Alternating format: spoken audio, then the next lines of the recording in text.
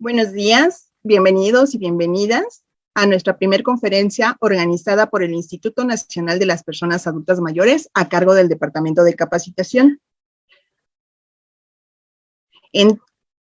Como parte de las actividades de formación en temas sobre vejez y envejecimiento. Hoy tenemos el honor de que nos acompañe el doctor Rodolfo Albrecht Jungans con la ponencia titulada Transición a la nueva normalidad desde un enfoque sindémico. Lo primero que vamos a hacer es leer la semblanza de nuestro excelente ponente. El doctor Rodolfo Emanuel Albrecht Jungans es médico cirujano egresado de la Universidad La Salle. Cuenta con una maestría en ciencias con la especialidad en geriatría por parte del Instituto Politécnico Nacional. Cuenta con diplomados en logoterapia y sentido de vida, así como en tanatología y en competencias docentes. Está certificado y recertificado desde 1989 por el Consejo Mexicano de Geriatría. Es miembro de sociedades como la Sociedad Española de Medicina Geriátrica, de la Academia Latinoamericana de Medicina del Adulto Mayor, de la Asociación Mexicana de Especialistas en Demencias, así como de la Asociación Americana de Geriatría con categoría de Fellow. Es exprofesor de pregrado de la asignatura de Geriatría de la Benemérita Universidad Autónoma de Puebla, de la Universidad Popular Autónoma del Estado de Puebla y de la Universidad de las Américas Puebla. Actualmente se desempeña como geriatra en el Hospital Ángeles de Puebla. Bueno, doctor, pues le damos primero muchísimas gracias por apoyarnos en estas actividades de capacitación y el auditorio es todo suyo. Adelante. Pues muy amable, muchas gracias por esta invitación al Departamento de Capacitación del INAPAM y que me permitan pues participar o aperturar estas sesiones académicas de este año con este título de Transición a la nueva normalidad desde un enfoque sindémico. Esta es mi declaración de intereses, pero quiero recalcar que no tengo ningún conflicto para esta presentación. De hecho, aparentemente esto es nuestra nueva normalidad cuando empezamos a estar dentro de los hospitales o en algunos consultorios donde pues ya no nos encontramos contra el personal de salud habitual con una bata blanca, sino pues prácticamente cubiertos sin poder reconocerlos y esto pues ha cambiado todo el panorama realmente. De hecho, seguramente estaremos algo por el estilo, como estamos viendo esta pantalla, y creemos que estas sesiones de teleacadémicas a distancia son muy nuevas. Déjenme decirles que otras pandemias, como es esta de la poliomielitis en los finales de los 50, en donde es cierto, tal vez no nos mirábamos la cara, pero estábamos atentos a estos medios de comunicación, como lo hacen estos escolares, en realidad en Estados Unidos. De hecho, déjenme decirles y empezar a semblantear algunas de las cuestiones que hoy nos han cambiado. Hemos empezado a acuñar términos de aislamiento social contra cuarentena o distanciamiento físico o social. Y obviamente ha vuelto a la palestra esta cuestión de la vacunación, que por cierto la diapositiva antes de la poliomielitis, pues gracias a las vacunaciones, pues se pudo erradicar esta y otras, como algunos que todavía tenemos la marca de la viruela, por ejemplo. Pero además, esta pandemia ha resaltado otra situación. Como estamos viendo, si le echamos un ojo y nos ponemos a pensar realmente, pues a veces el sistema de salud le hemos dado un like abajo y esto ha creado en la persona mayor este concepto de edadismo, en donde se está discriminando por edad y que es atentar contra estos derechos y la seguridad de esa persona mayor a cualquier nivel que se contemple. Hay muchas formas de manifestarse, pero en realidad, dentro de estos aspectos sociales, también son los sanitarios o de salud, que muchas veces al principio de la pandemia se relegaba al adulto mayor y a su atención. Pero en general somos muy poco conscientes y si a esto agregamos que debido a la comorbilidad, a la baja funcionalidad de la persona mayor o de este ser humano después de los 60 años, además del edadismo, empezamos a estigmatizarlo y por lo tanto empezamos a rechazar más aún a la persona mayor. Y entonces diría yo, además de la pandemia del SARS-CoV-2 o coronavirus, podría yo agregar esta otra del edadismo. Déjenme definirles que pues un brote epidémico sería esa aparición repentina de una enfermedad que es causada por una infección, un virus, una bacteria, en un lugar y en un momento determinado. Que epidemia es cuando una enfermedad se propaga debido a que el brote se descontrola y se mantiene tanto en un tiempo, pero en un área geográfica determinada.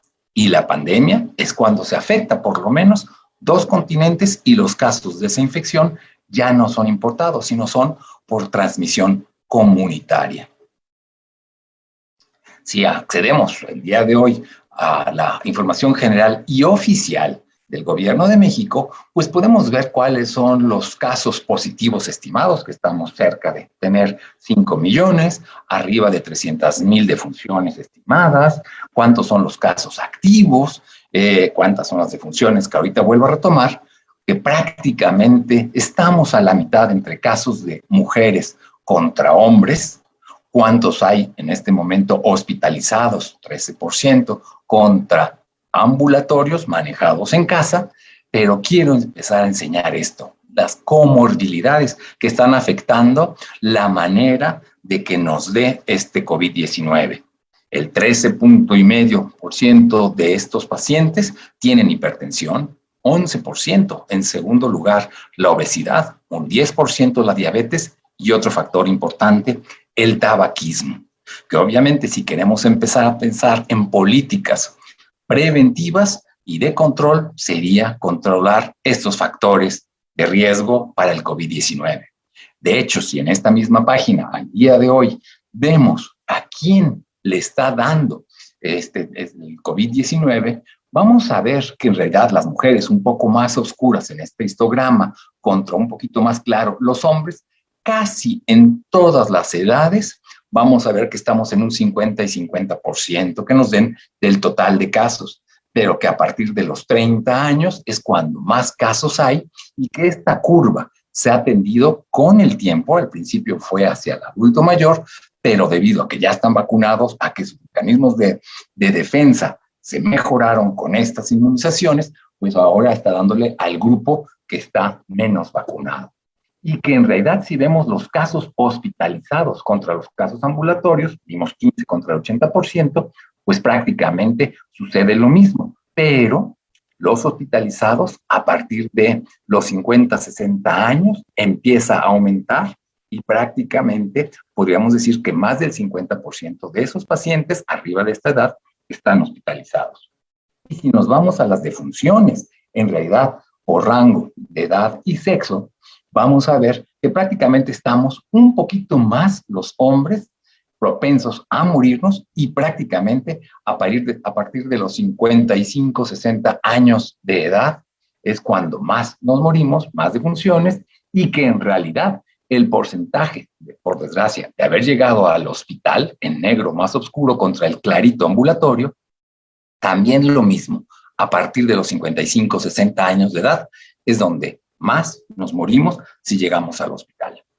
Si nos vamos a páginas internacionales, como es la Universidad Johns Hopkins, vamos a ver aquí hace un par de minutos o horas, en donde vamos a ver México y vemos cuántos casos estimados hay, pero cuántos hay, cuántas muertes, cuántos vacunados y en los últimos 28 días, cuántos pacientes ha habido en cada una o habitantes ha habido.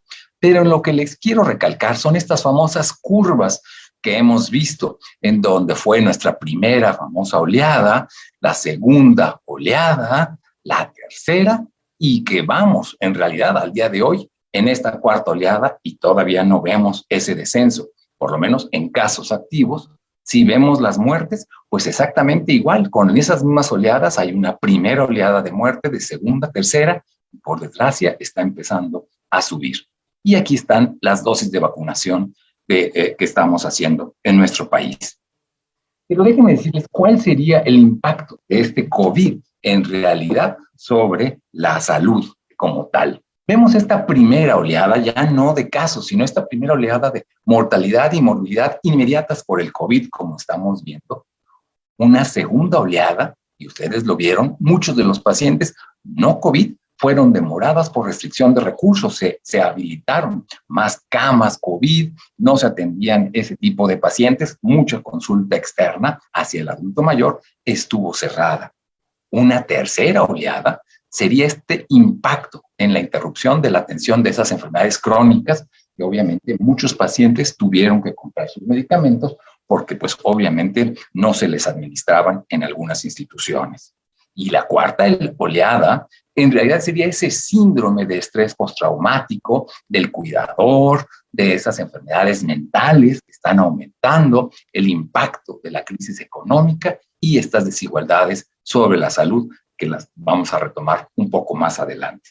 Y es cierto, este primero, segundo, tercer rebrote, no quisiera yo llamarles oleadas, y bueno, aquí me faltaría el cuarto rebrote que estamos teniendo y que aparentemente pues está siendo menos complicado, pero aún así habría que tener cuidado con él. Y es cierto, esto pues en realidad lo que estamos viendo pues es que a veces contamos los días para poder salir y esto mientras más tiempo pase nos está dando más problemas a toda la sociedad en general. Y esta pandemia global del COVID-19 afecta al más vulnerable, a cualquier persona de cualquier edad que tenga problemas médicos, como hemos visto ya en las primeras gráficas, enfermedades pulmonares crónicas, hipertensión, enfermedades cardiovasculares, función inmune comprometida, esa obesidad mórbida, una masa corporal por arriba o igual a 40, diabetes, insuficiencia renal crónica con hemodiálisis en su momento y algunas enfermedades hepáticas. Y de todas las personas, a la que más afecta es a la persona mayor primariamente institucionalizada. Es decir, no tanto en el hospital, sino en estas instituciones de largo plazo que nosotros llamamos asilos o casas hogares para personas mayores. Y de esto, pues hay un ligero sesgo hacia la mujer sobre el hombre de 1.2 a 1. La duración de la enfermedad y gravedad es importante, las anormalidades inmunológicas que tengamos y, como hemos estado repitiendo, las comorbilidades que nuestro adulto mayor esté presentando. Y sobre todo, si están o no controladas. De hecho, el panorama general, como estamos viendo de nuestro adulto mayor, es que somos muy diferentes todos los adultos mayores. A todos les pega diferente. Unos dicen que no les pasó nada y que en 1 o 2 días estaban de vuelta. A veces el reconocerla, el tener las pruebas suficientes para saber si estoy o no con esta infección, la forma de intervenir, a veces en casa, a veces que no había en hospital, esto dará un pronóstico. Quedaremos con algunas secuelas o daños secundarios que son importantes en el adulto mayor y que algo que debemos de empezar a tomar en cuenta es la rehabilitación en todos los sentidos, no solo física, de nuestra persona mayor. Perdón. Hay una encuesta nacional de salud y nutrición, el ENSANUD, que continúa del 2020 sobre COVID-19 y estos son los resultados nacionales que publicó pues, la misma Secretaría de Salud, en donde vamos viendo cómo a través de los años 2012, 2016, 18 y 20, en general están aumentando la prevalencia de diabetes. De la hipertensión, cosa rara, no estamos aquí hablando sobre quinquenios o edad, en hombres y tanto en mujeres, bajó la media nacional que la teníamos muy alta, 18.4% hace 4 años, pero que las enfermedades previas que el adulto presentaba a los de 20, de 40 y 60 años y más, era muy importante. Y aquí sí quiero recalcar, un 10% de estos pacientes que presentaron COVID tenían diabetes, un 37% hipertensión, enfermedad cardiovascular 5% y enfermedad pulmonar crónica un 3.7% con los intervalos de confianza, lo cual nos dice que tenemos que tener control sobre estas enfermedades que tal vez también deberíamos llamar pues unas enfermedades pues no pandémicas porque están en todos los continentes, pero sí de nuestro país en general. Y esto ha hecho que se presente después de la enfermedad un síndrome que se ha acuñado como síndrome post-COVID, que ya sabíamos que con otras enfermedades que hay síndromes post-virales. Pacientes que tuvieron poliomielitis y 30 y 40 años después seguían teniendo o siguen teniendo secuelas. Aquí está la infección, se incuba, ¿sí? Puede estar positiva la prueba, la PCR, cuando se va hacia el tracto respiratorio superior. Un porcentaje muy alto, 40% es asintomático, 40% les dan una forma muy leve, severa, que a veces requieren el hospital en un 15%, y crítico, que acaban en terapia intensiva, un 5%. Pero que después de un par de semanas o días, ¿sí?, cambia, y que si después de un tercer mes, como estamos viendo, pues en realidad ya la prueba es negativa, tienen síntomas retrasados y a veces hasta en un menos de un 60% pueden tener algunos pequeños síntomas que ahorita vamos a analizar en otras diapositivas, pero que a partir del tercer mes podríamos tal vez, si quedan con estos síntomas, acuñar el término de síndrome post-COVID, que estará entre un 10 a un 30% de los afectados con esta enfermedad. ¿Y cuáles serían estos síntomas COVID? Y perdón por la diapositiva en inglés, pero bueno, la tomé de los artículos originales, en donde vemos el síndrome agudo que ya todos conocemos y que creo que a veces sabemos más que los propios doctores, de fatiga, de disnea, de tos, de dolores musculares, como están viendo, pero que esta línea dice que después de esos meses, la fatiga, la disnea, dolor articular, el dolor de pecho, tos, todavía en algunos pasan algunas semanas y meses para que puedan recuperar el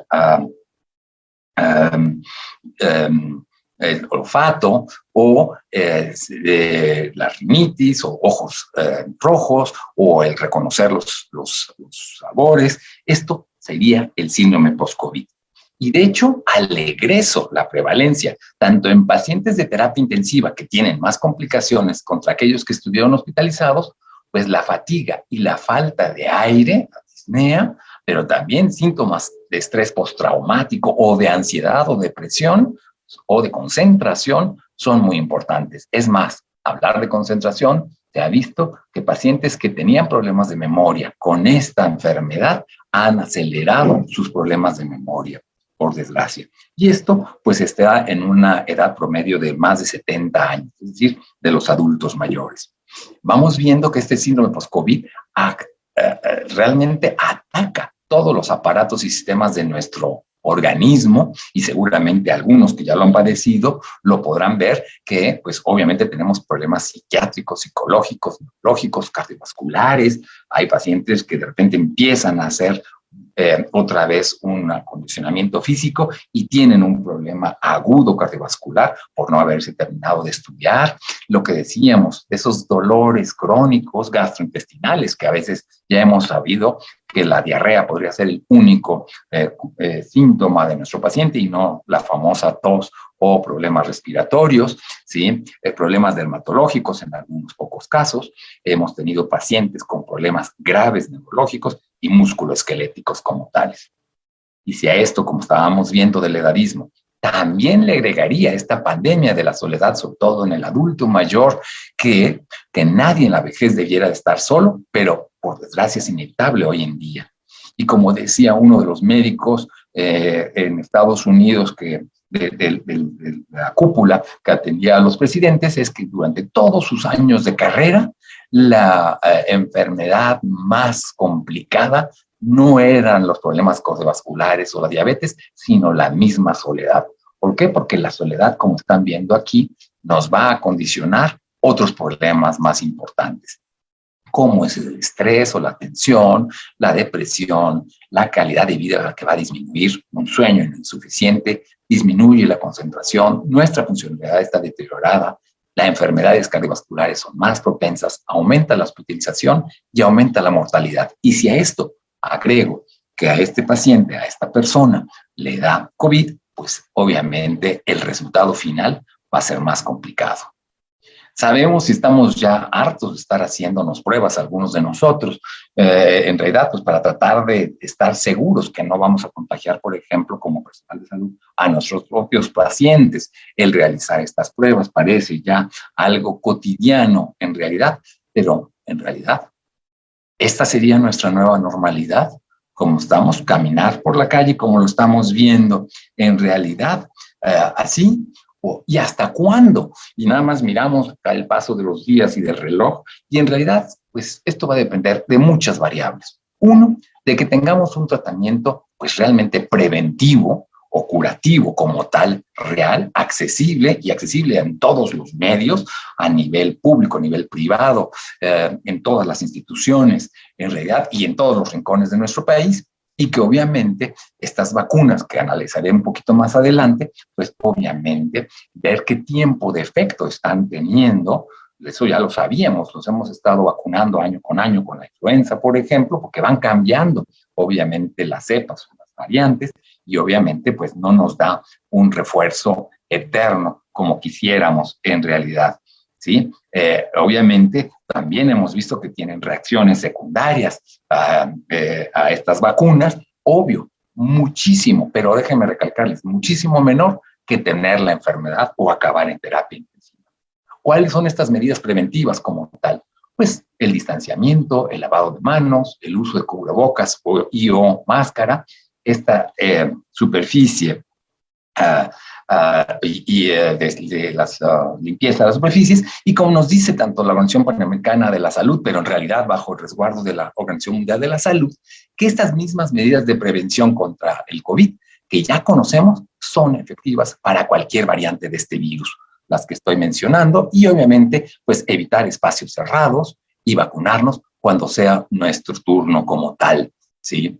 Ahora, en realidad, estamos viendo el porcentaje de efectividad de los cubrebocas y podríamos utilizar que a lo mejor, aunque fuéramos muy ecologistas, y me gustaría estar en esta parte, pues en tela o de esponja, realmente no nos están cubriendo ni contra bacterias, ni contra la variante alfa, delta o omicron como tal.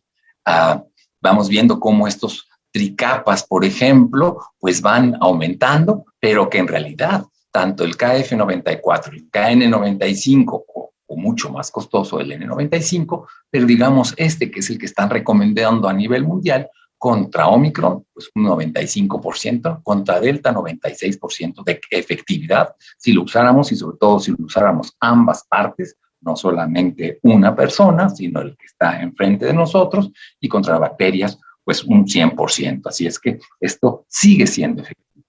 Pero esta misma encuesta nacional de salud mencionaba qué tanto conocemos los mexicanos y adoptamos estas medidas de mitigación del COVID a nivel nacional. Y vemos que aunque conocemos el uso de cubrebocas y todas las demás, casi siempre la adopción es mucho menor entre el uso de cubrebocas, el lavado de manos, el uso del gel, el guardar la sana distancia, el quedarnos en casa y obviamente no acudir a lugares concurridos. Lo cual, aunque sabemos que lo tendríamos que hacer, pues como están viendo, el porcentaje va cada vez hacia menos en realidad.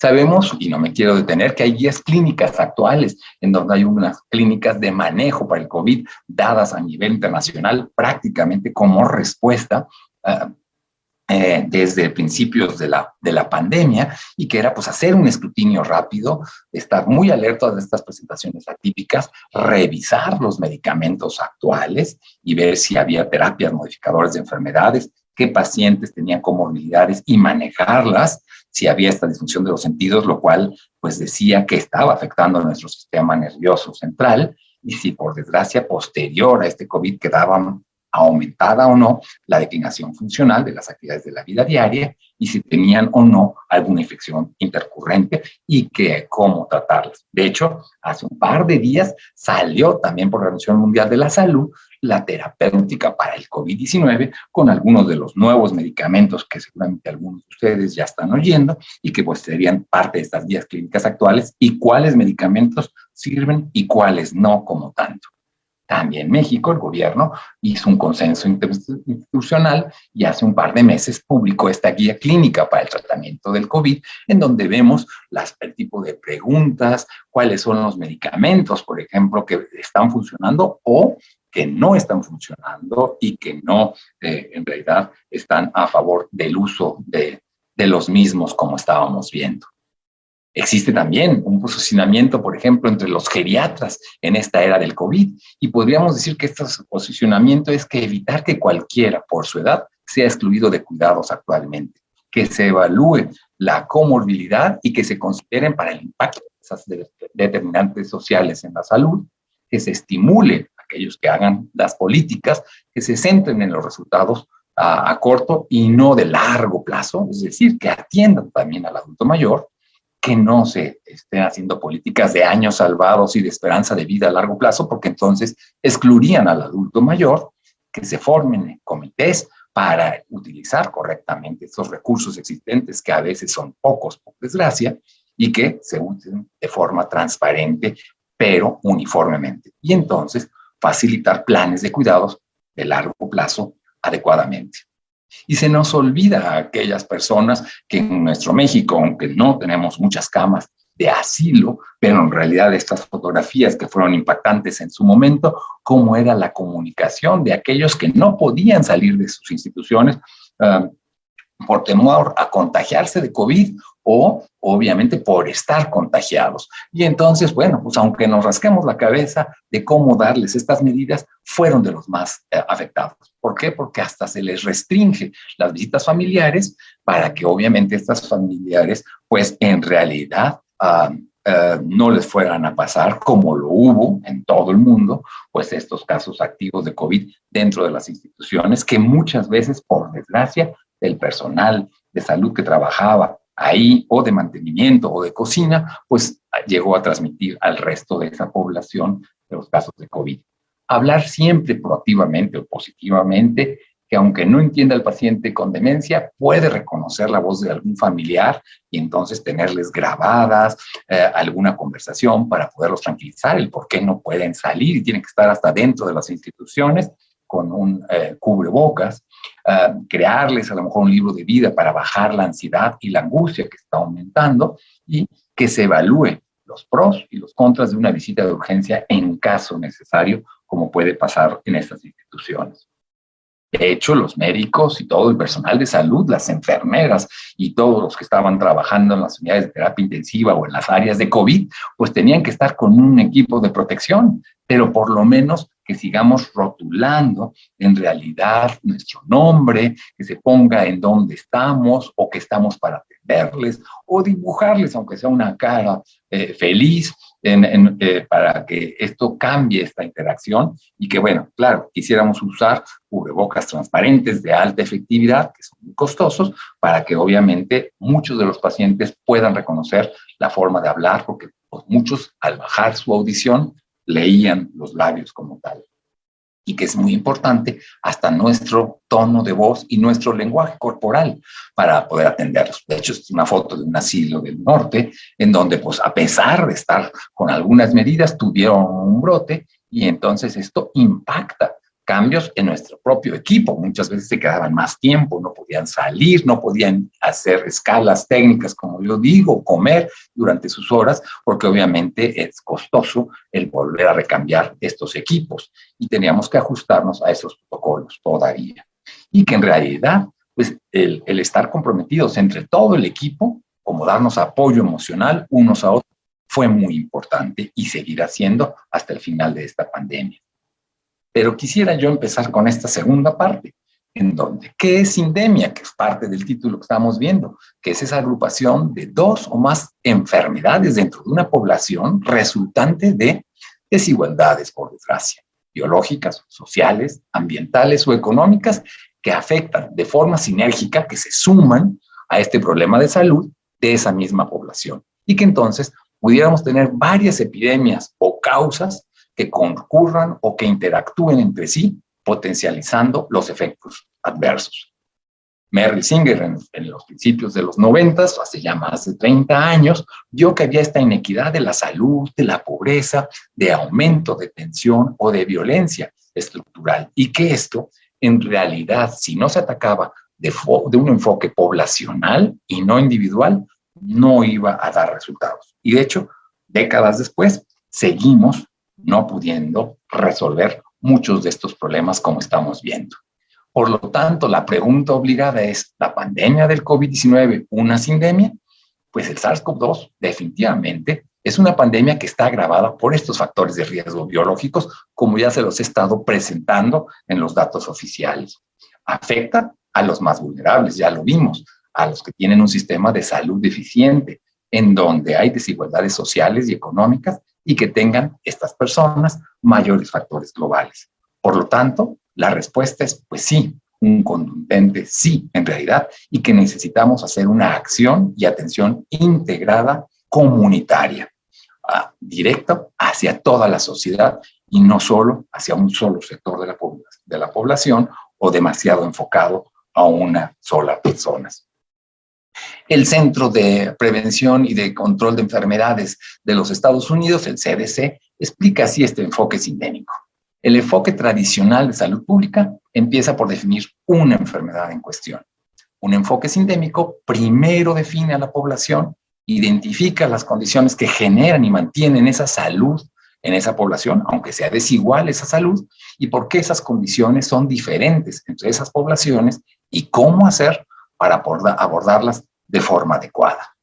Y esta sindemia para una acción comunitaria en donde, es cierto, son los estilos de vida del individuo, pero cómo están estas redes sociales y comunitarias y cuáles son estas condiciones socioeconómicas, culturales y ambientales donde en realidad se pone al centro, en realidad, y se presta toda la relación que tiene su ambiente laboral, el grado de educación, que ojalá y tuviéramos mayor grado de educación en nuestra población, qué tipo de vivienda estamos teniendo, cuáles son los servicios de atención de salud, cuáles son, pues hasta el agua, el saneamiento, el grado, por desgracia, de desempleo. Y el chiste, para que sea esto, transformar esta acción comunitaria, como están viendo estas flechas, sería mejorar las condiciones de vida, reforzar esos vínculos y cohesiones sociales, incluyendo a todos los colectivos en situación de exclusión, y que se potencialicen las capacidades de una acción individual y colectiva en procesos de mejora de la salud y del bienestar, como dice.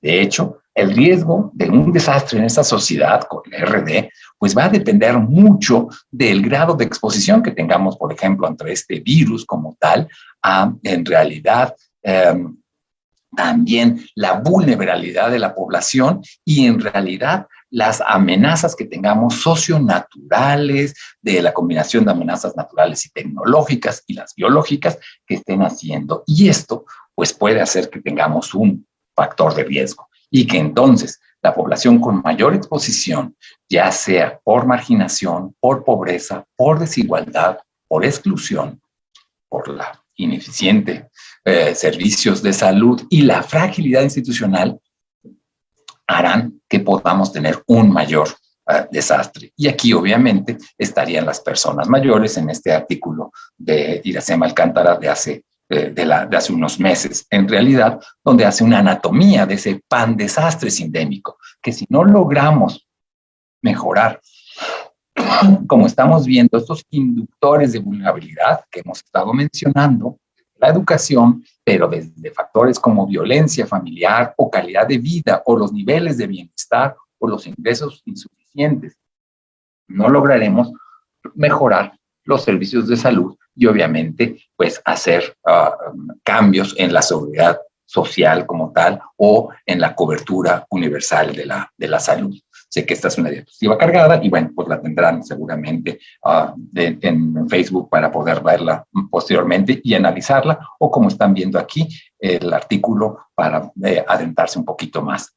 Y de hecho, esta gobernanza de este riesgo de desastre, en donde sabemos que cuando hicimos las causas de fondo de explotación de la vida silvestre, la pérdida del hábitat de las especies, pues esto brincó al ser humano y obviamente dependiendo a nivel mundial de esta sostenibilidad individual, fue que esta vulnerabilidad y esta exposición hizo que obviamente pues tuviéramos la presencia del SARS-CoV-2 y la enfermedad COVID-19. Y esta sería una visión global del enfoque de la sindemia, porque en realidad llegó a presentarse en este momento pues en nuestro país y a nivel mundial. ¿Cuáles serían los retos para evitar estos pandesastres sindémicos?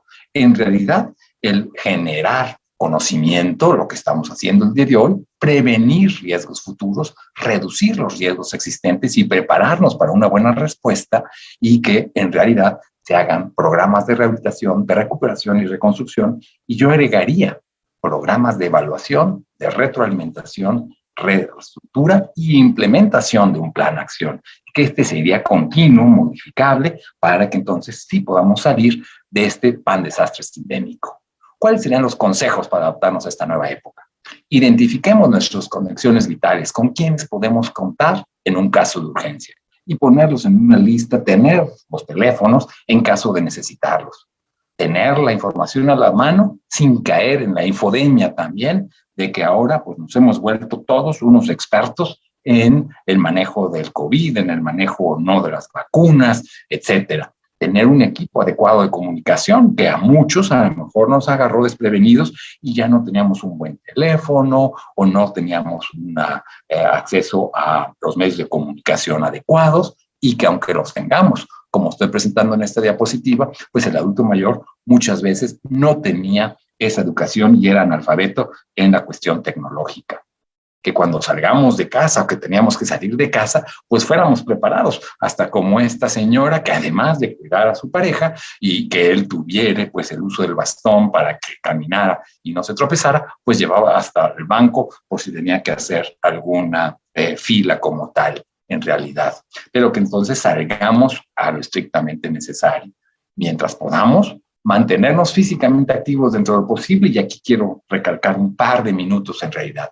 La actividad física en la pandemia, y vean estas barras de 20 y más, porque así está puesto en la encuesta nacional, disminuyó pues casi entre un 60 y 70% en realidad, tanto a nivel nacional, tanto en hombres como en mujeres. Por lo tanto, fue igual en un porcentaje muy pequeño, 1 de cada 4 personas en nuestro país mantuvo su actividad como estaba, y un porcentaje muy pequeño aumentó su ejercicio. Entonces, el 50% de los adultos mayores no tienen un plan de iniciar un programa de ejercicio. Sabemos que mejora, por ejemplo, la diabetes mellitus, mejora la masa ósea y muscular, y por lo tanto disminuyen las fracturas, mejora la calidad de sueño, disminuye incidencia de algunos cánceres, disminuye la morbimortalidad en general y puede incrementar la buena longevidad con calidad de vida. Tendríamos que hacer ese plan para estar motivados, un ejercicio que esté controlado por el personal de salud y que en realidad tenga un componente aeróbico, de fortalecimiento, de balance y de flexibilidad, claro, con condiciones especiales para algunos pacientes en especial. En realidad, a veces el salir a caminar y convivir y poder platicar es bueno. El arrastrar un carrito, aunque sea del supermercado, en algunas, pues nuestro medio de locomoción es la bicicleta, y claro que estamos haciendo ejercicio aeróbico y de resistencia, bueno, algunos, y como ha habido pues el baile y algunos de los bailes especiales, pues también esto además nos incrementa la socialización, o inclusive el manejar, como están viendo en esta fotografía, el ejercicio de resistencia con los mismos brazos, o el cargar en el súper las bolsas. Todo esto sería ejercicio. Sería mejor si pudiéramos hacer un ejercicio coordinado de movilidad, de fortalecimiento y de aeróbico, como se dan cuenta, que lo podemos hacer prácticamente cualquiera de nosotros sin tener que tener grandes infraestructuras para poder desarrollarlo. Y entonces, claro, cuando nos decían, en realidad, ¿qué quiere ser de grande? Y nos pensábamos, pues seguramente pensábamos algo por el estilo, pero que en realidad estos componentes de la sesión de ejercicio se nos olvida que tienen que ser con un calentamiento, la sesión principal de algunos minutos, 30 minutos, 150 minutos mínimo a la semana, es decir, no tiene que ser diario, pero que una vez de haber hecho este ejercicio, tendríamos que hacer estas etapas de enfriamiento para disminuir complicaciones y obviamente acelerar la recuperación. Y que entonces nos faltó, ¿qué quiere ser de grande? Debería haber dicho, ¿qué quiero ser de grande cuando llegue yo a esos 60 y más? Este psicólogo que tiene en realidad esta situación empezó a los 60 y tenía 74 en esta fotografía como tal. De hecho, el chiste es empezar, ponernos unos tenis y como están viendo en todas estas fotografías, pues no necesito más que una silla, a veces con antebrazo, a veces unas latas o unos botellines de agua, por ejemplo, para poder hacer algunos ejercicios, tanto de flexibilidad como de resistencia. Algunos, cuando podamos salir o acudir a algunas instituciones, pues podríamos hacer otro tipo de ejercicio y combinarlos, o inclusive tareas de jardín, de cortar las flores, el césped, en fin, podría ayudarnos a esta guía, como lo están proponiendo, muy básica para tener un buen condicionamiento físico. Y si no, les dejo esta página que se llama Vivi Frail, que es una página en español, española, en donde hay un pasaporte de qué deberíamos de hacer si tenemos discapacidad, fragilidad, prefragilidad o somos adultos mayores robustos, y se adapta al tipo de ejercicios como están viendo aquí en este pasaporte, que por obvio tiempo no podré analizar. La rehabilitación es muy importante, es importantísimo el inicio de la misma para minimizar las secuelas físicas, conductuales, emocionales y cognitivas que por desgracia nos está dejando esta enfermedad de COVID-19 en la persona mayor. Una vez que entra en nuestro torrente sanguíneo este virus, tendríamos que informarnos las posibilidades de atención médica en caso de necesitarlo, saber a dónde podemos acudir y tener los papeles a la mano para, pues, obviamente, un ingreso un poquito más expedito. Mantener nuestras habilidades de autocuidado en las actividades de la vida diaria, descansar lo suficiente, podemos hacer tareas de escribir o escribirnos memorias, de escuchar música clásica, de meditar, pero quiero recalcarles que si yo pudiera hacer una receta muy básica, todas las recetas tendrían que decir ejercicio y dieta, o dieta y ejercicio. Y vemos cómo la inseguridad alimentaria, en ese estudio que he estado platicando, la seguridad alimentaria era en menos del 40% de la población y la inseguridad leve, moderada y severa en el resto de la población. Es importante revertir esta situación como esta revista en donde dice que el acceso al alimento es una determinante social básica de la salud y acaba de salir hace un par de días en realidad. Mantengamos contacto de alguna forma con nuestros familiares, con nuestras personas y sobre todo en los pacientes con estancias de cuidados prolongados o en casa, aunque sea como hemos aprendido hoy en día y como estamos el día de hoy a través de estas videollamadas como tal. Tendremos que lidiar con el aislamiento de ser cuidadores como tal, porque esto, pues claro que cansa, fatiga, independientemente del tener COVID. Hay que bajarle a las malas noticias y a lo mejor cerrar esa ventana y si no, bueno, pues salir casi tapados los oídos para saber qué escuchar y qué no escuchar. Que no caigamos en miedo o en pánico como tal, en realidad, porque ¿qué ha pasado? Que en realidad, por este miedo de contagiarnos, también nos estamos enfermando de nuestra salud mental. Ser creativos, cambiar en realidad y verlo desde otro punto de vista. En lugar de confinamiento, una oportunidad para un autocrecimiento. En lugar de ansiedad, pues una forma de ser más creativos y comunicarnos con nuestra pareja, con nuestros seres queridos y con la misma sociedad. Y en lugar de encerrarme o ensimismarme con mí mismo, pues entonces escucharme a mí para poder salir fortalecidos de esta crisis como tal. Vacunarnos será muy importante en esta época de COVID. Sabemos que estas son las vacunas para el adulto y la persona adulto mayor y que obviamente la influenza, la neumonía, tétanos y herpes son importantes. Pero el reto es que en la población de los 60 a 64 años de edad, en esta encuesta nacional de salud del 2012, el 44% de los adultos mayores tenían un esquema de vacunación completo. Y en los de 65 años, menos de la tercera parte tienen un esquema básico, como lo puse en la diapositiva anterior, lo sé que es muy rápido, de esta vacunación completa. Que tenemos esta vacunación del adulto mayor de 60 y más, y que este apartado, que ni le hacíamos caso de otras vacunas, como es la de COVID, viene a hoy a ser muy relevante en realidad.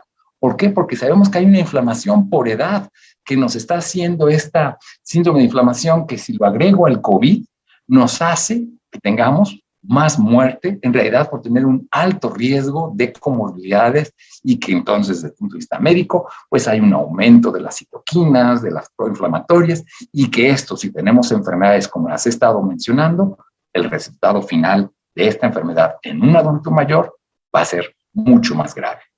Podría yo dejarles la lista, que ya ustedes son expertos de todas las vacunas, cuál es la eficiencia, cómo se tienen que administrar, el intervalo de uno, la acción o el tipo de tecnología. El chiste es, hacerlo. ¿Por qué? Si no lo hacemos, y ya quiero entrar en la parte final como tal, es que vamos a quedar con discapacidad. Y si vemos que quedamos con discapacidad, aunque no tengamos enfermedades, contra aquellos que no tienen discapacidad, o por no tener enfermedad, o aunque las tengan, esto hace el no tener discapacidad un 50% más de calidad de vida. Sabemos que, por ejemplo, tener factores importantes como un índice de masa corporal menor de 25, más actividad física por lo menos hora y media a la semana, también tener actividades recreativas 2.5 horas por semana y no fumar, el índice de masa corporal y 2 de estas 3 nos puede aumentar nuestra esperanza de vida sin enfermedades crónicas casi 10 años en los hombres y un poco más arriba de 9 años en las mujeres. Y que entonces disminuirán todas estas enfermedades crónicas que serían parte de esta sindemia que vengo hablando en estos minutos. ¿Para qué? Para hacer un envejecimiento saludable, para que es este proceso de desarrollar y de mantener esa habilidad funcional que va a permitir ese bienestar en la persona mayor. Tenemos cuestiones sin resolver, por desgracia. ¿Cuál va a ser el futuro de la enfermedad infecciosa sobre esta discapacidad crónica en nuestra población mayor? Ahí tenemos un reto de oportunidad o un área de oportunidad.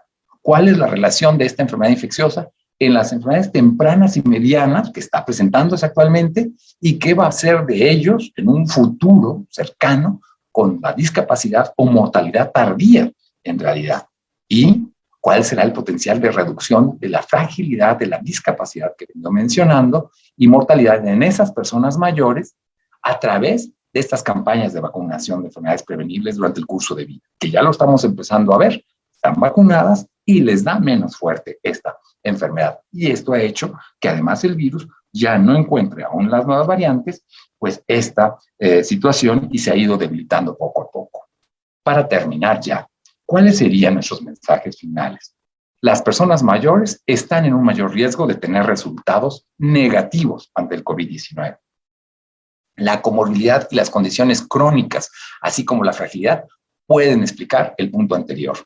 Es decir, serían otras pandemias de la persona mayor que están afectando para la presentación de este COVID-19. La mayoría de las muertes son debidas al COVID-19 y no deben ser atribuibles a las condiciones preexistentes que ya tenían, y que en realidad fue esta enfermedad lo que hizo que se murieran. Mientras mejores conocimientos y mejores organizaciones tengamos de nuestros sistemas de salud, que van a ser la clave para que entonces estas personas mayores tengan una menor letalidad para el SARS-CoV-2 debido a este efecto sindémico que estamos mencionando. La persona mayor va a tener más susceptibilidad de presentar este síndrome post-COVID, aún en los pacientes asintomáticos. ¿Por qué? Por este enfoque sindémico que estamos mencionando. Debemos de continuar con esta vacunación social de distanciamiento físico y de las medidas preventivas que enuncié, mientras llega realmente un tratamiento preventivo total o una vacunación con la cobertura suficiente y o curativo, pero definitivamente sin caer en una recesión social.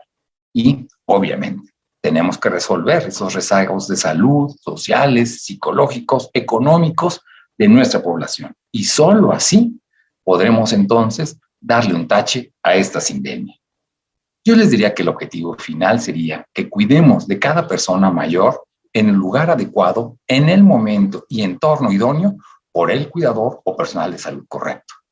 Pues si algo hemos aprendido de este SARS-CoV-2 y de su enfermedad COVID-19 es que el don de la vida es, yo creo, y de la salud, el más preciado que tenemos. Muchas gracias.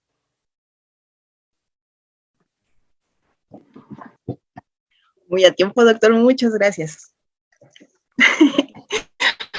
Bueno, pues primero agradecerle por esta interesante conferencia y le comento algunos de los comentarios y preguntas que nos hicieron a través del chat de nuestro Facebook Live. Primero le comento que tenemos personas que nos están viendo desde Querétaro, Mérida, Zacatecas, Monterrey, Oaxaca, Chiapas y de otros estados de la República. Y me gustaría comentarle que muchos de ellos son coordinadores o están a cargo de algunos de los grupos de personas mayores. Entonces, sus inquietudes van en relación a una pregunta que nos hacen, aunque ya lo mencionó, pero para reafirmar, nos dicen, algunos de las personas adultas mayores de nuestros grupos consideran no necesario ponerse el refuerzo, están muy resistentes. ¿Qué tan adecuado es y cuál sería la recomendación para que lo hagan?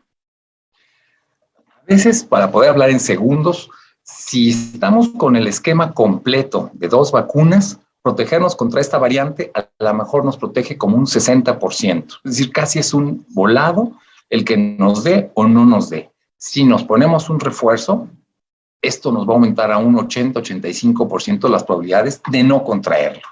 Lo cual significa que si no lo contraigo, no me enfermo. Y si no me enfermo, no tendré estas secuelas que estoy mencionando. Posiblemente, sé que estamos cansados de que hemos oído que 1 en 300,000 tenga un efecto secundario muy grave por las vacunas, pero no es lo mismo 1 en 300,000 a 1 en cada 10 de los que llegan a terapia intensiva y que por desgracia, por ejemplo, fallecen. Estamos acostumbrados desde chicos.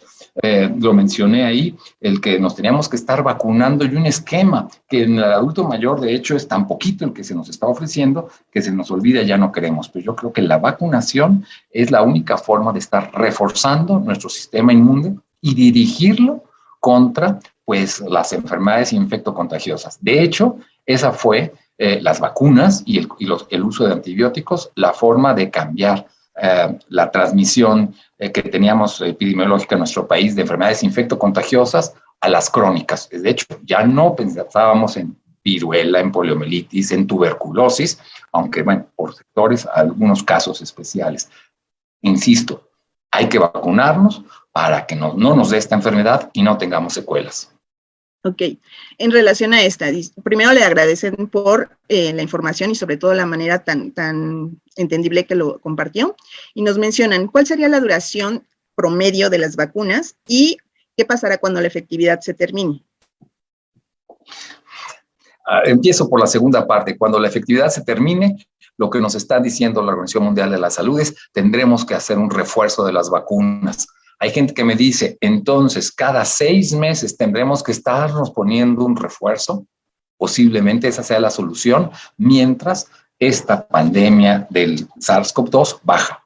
Recuerden que por obvio tiempo iba yo a poner una diapositiva con todas las pandemias que ha tenido la humanidad y que en realidad las pandemias, muchas veces la peste bubónica, las pandemias que tuvimos en la época de la conquista, la misma viruela, duraban una temporada a veces larga, 2, 3 años, y después ese virus, porque ya estaban todos con ciertas defensas, fue bajando. Entonces, lo que se está haciendo es que esto seguramente va a ser ya endémico. No quiero utilizar la palabra gripe, pero va a bajar la fuerza que tiene este virus por no encontrar ya sustrato de personas que estén susceptibles a enfermar gravemente gracias a la vacuna y por desgracia algún porcentaje que crean las defensas posteriores a tener la enfermedad.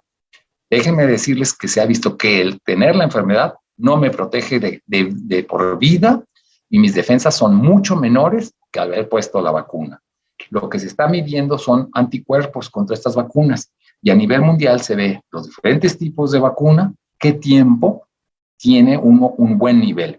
Si esto todavía protege 4 o 6 meses, pues esa será la respuesta, 4, 6 meses, 8 meses, el ponernos los refuerzos, que seguramente 1 año, 2 años, para tener una buena calidad de vida, creo que vale la pena en invertirnos, en irnos vacunando en realidad. Es menos complicado ir un día tener alguna pequeña manifestación de la vacuna a tener la enfermedad y padecerla, como les dije, este síndrome post-COVID. Perfecto.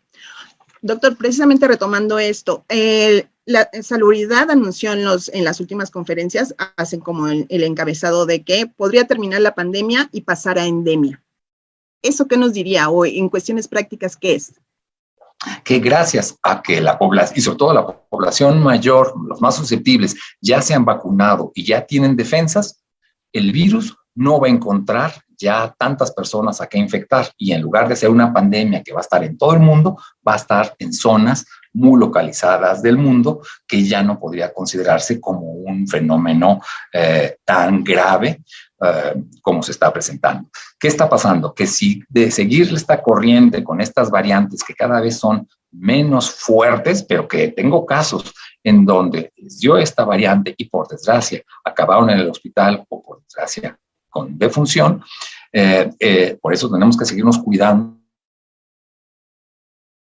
¿no? Esto va a ser cada vez menor el grado de complejidad y podría ser una enfermedad mucho más sencilla, que sería algo parecido a una gripa, a una influenza o a este COVID-19, pero sin afectarnos ya gravemente otras cuestiones. Pero esto es si estamos reforzando nuestras medidas. Por eso es que no hay que bajar la guardia de seguir vacunándonos y cuidándonos con estas medidas preventivas. Y entonces sí, de una pandemia haremos pues estos pequeños brotes epidémicos por algunas zonas. Y es mucho más fácil de controlar desde el punto de vista de salud pública.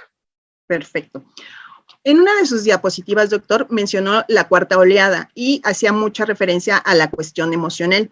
Mencionaba el síndrome de estrés postraumático, la enfermedad mental y todas estas cuestiones que obviamente los médicos atienden, pero no es como su fuerte. Necesitamos el apoyo de alguien más, o sea, de psicología, de trabajo social, de enfermería. Platíquenos un poquito del equipo multidisciplinario, bueno, transdisciplinario, por favor. Transdisciplinario, interdisciplinario, definitivamente, y dejamos el multidisciplinario totalmente, maestra, en donde nos vamos a tener que relacionar todos. A veces, el ejemplo es, si yo dijera que solo los psiquiatras atendieran depresión, o solo los cardiólogos atendieran hipertensión, o solo el endocrinólogo atendiera la diabetes, sería imposible controlar estas enfermedades. Necesitamos desde los trabajadores sociales, los que están en el sistema de educación, para enseñarnos a detectar esta enfermedad y que acudamos oportunamente a los sistemas de salud. Y en los sistemas de salud, este equipo transdisciplinario, como acertadamente menciona, podamos interactuar. Definitivamente, la salud mental es otra de nuestras pandemias. Podríamos decir que el 30% de nosotros en nuestra vida vamos a tener un periodo de ansiedad, el 30% de nosotros vamos a llegar a tener demencia si llegamos a los 80 o 90 años de edad. La depresión está por un porcentaje parecido, lo cual significa que necesitamos de todo el equipo, no solamente a los psicólogos o a los profesionistas de la salud, doctores o doctoras, con esa especialidad de psiquiatría, sino que todos tendríamos que estar capacitados para reconocerlas, diagnosticarlas y manejarlas. Y que obviamente también tengamos la capacidad de decir, esto, hasta aquí llego, y que obviamente sea alguien más del equipo el que entre al quite con esta situación. ¿Qué se ha visto? Que el confinamiento social, la falta de acondicionamiento físico y mental ha hecho que muchos de nuestros pacientes, por estar encerrados, pues presentan un mayor índice de salud mental, aumenta más el índice de pérdida de memoria, ha aumentado la evolución de los pacientes que tienen demencia, que iban evolucionando lentamente, pues fue mucho más rápido durante esta pandemia, y que entonces el equipo transdisciplinario creo que va a ser muy relevante para tratar estas enfermedades. De hecho, pues lo que decíamos, el estrés postraumático de estar encerrados casi 2 años y otra vez, como yo les digo, ¿cuándo nos vamos a volver a abrazar todos? ¿Cuándo nos vamos a volver a saludar de beso? Que eso también nos está haciendo que nos está faltando un contacto. O sea, nadie va a poder negar que las cosas más importantes es tener este contacto físico entre nosotros. Saludar de mano, ya no queremos saludar de mano, saludamos de codo, de pie, de lejitos, pero estamos perdiendo este contacto.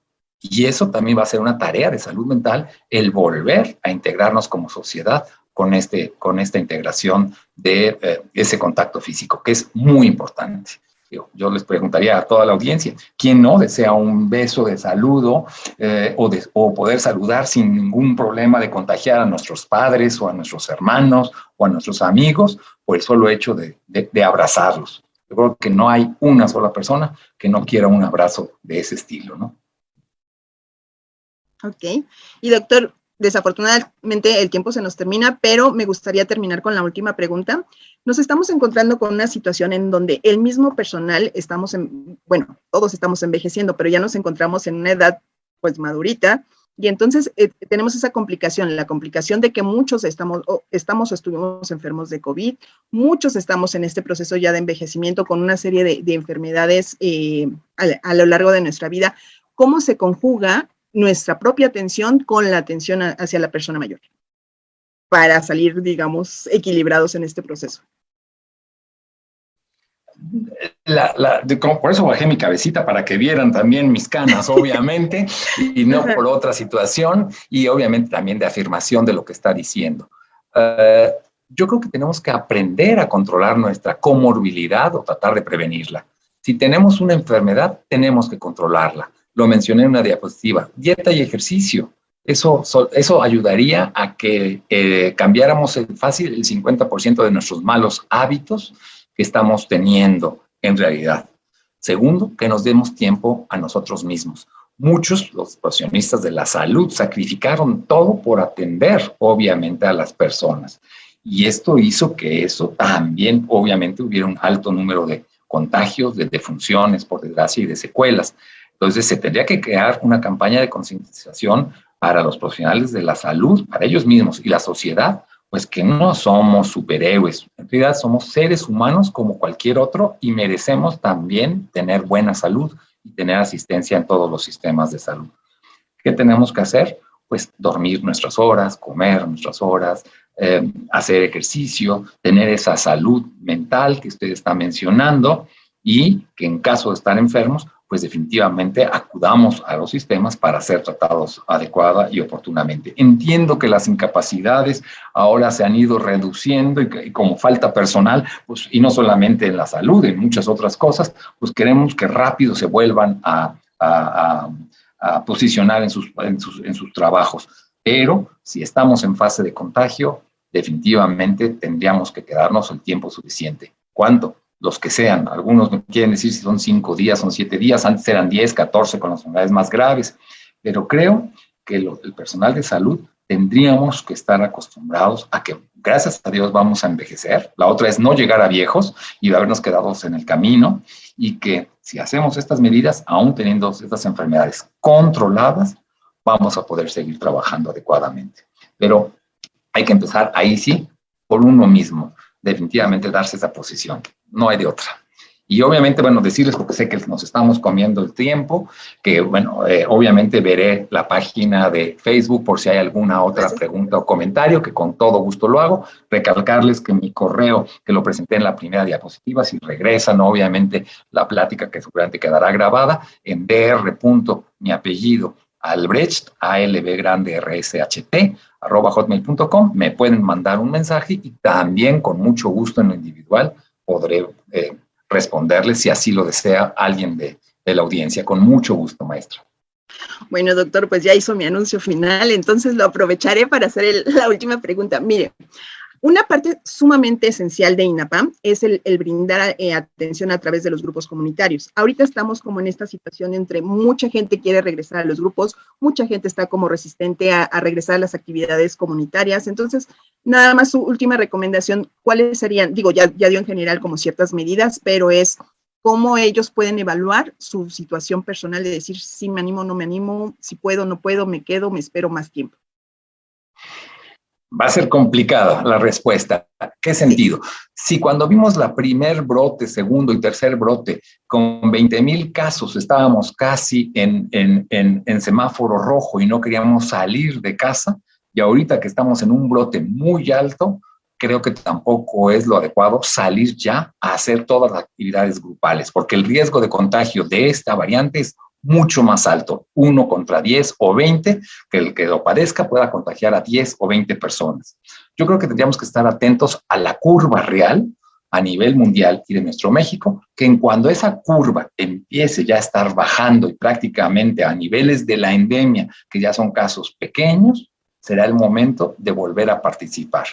Mientras, prepararnos en casa, lo que yo ya he dicho, volvamos a comer sanamente, volvamos a hacer acondicionamiento físico para que el día que nos integremos a estos grupos comunitarios sea con mayor salud en todos sentidos, física, mental, social. Ese va a ser el momento adecuado. Si está muy activo el riesgo y no estamos vacunados y no tenemos refuerzo, las posibilidades de que nos contagiemos en la ida, en la vuelta, con alguien que parezca que está bien, pero es asintomático, son muy altas.